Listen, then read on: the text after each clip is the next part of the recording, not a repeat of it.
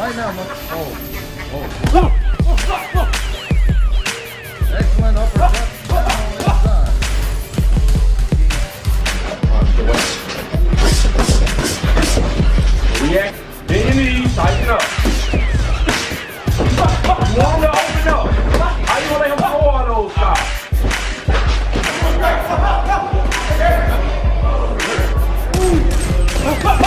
Oh!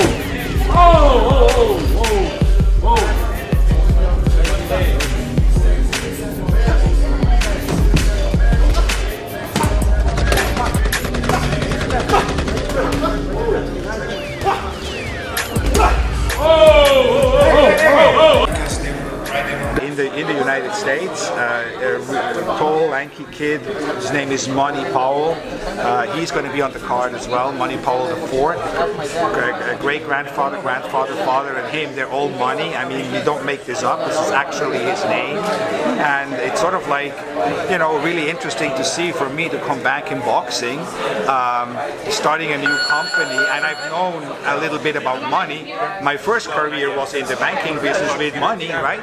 And then I was in the boxing business with Floyd Money Mayweather, and now I start my new company, and guess what? Who walks across? Who do I find somewhere on the border between Georgia and Alabama? I find this guy, who, a tall young kid, reminds me of a haggler, as nice and as polite as they come, and his name is Money. I mean, Money is his name. It's a sign. So it's a sign, and I love it. And so for me, April the 9th is really opening night. It's going to be, it's the night where we're going to let these guys loose, and they're here to make history. Tell me, Richard, you were involved in two of the biggest pay-per-views in history. Thanks so much. You mentioned Money Powell. I had a chance to meet his father, Money Powell, for MP3. And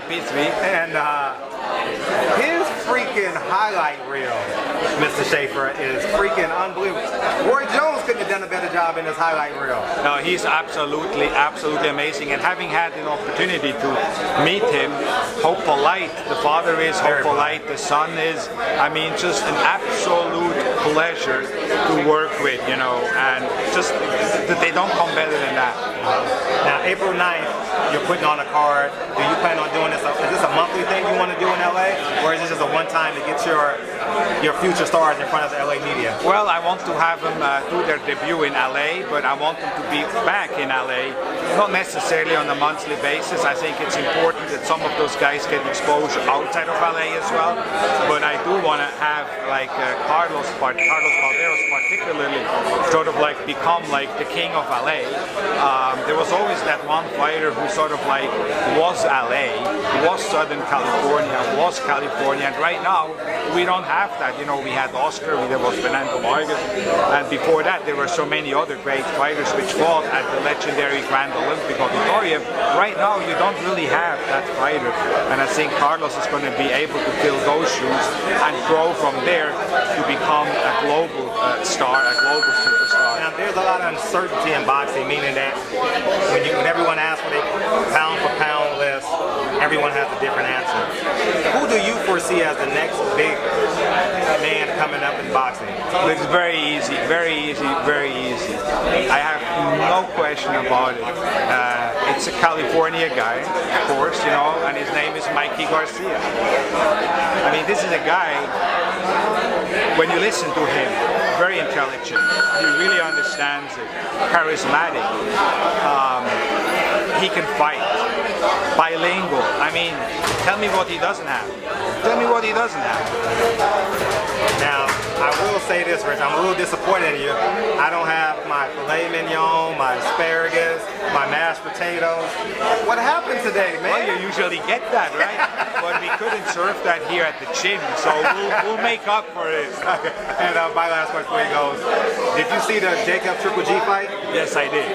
What was missing in that fight, would you say? You're the promoter.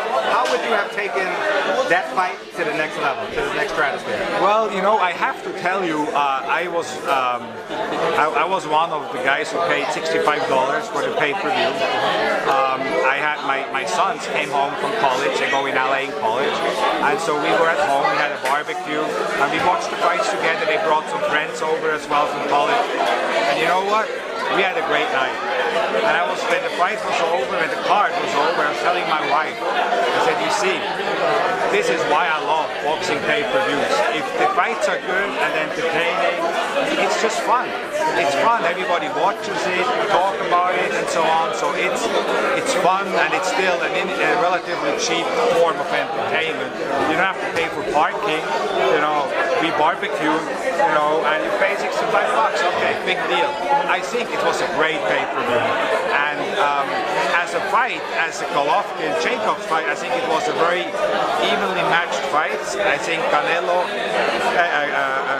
Jacobs clearly did better than everyone anticipated.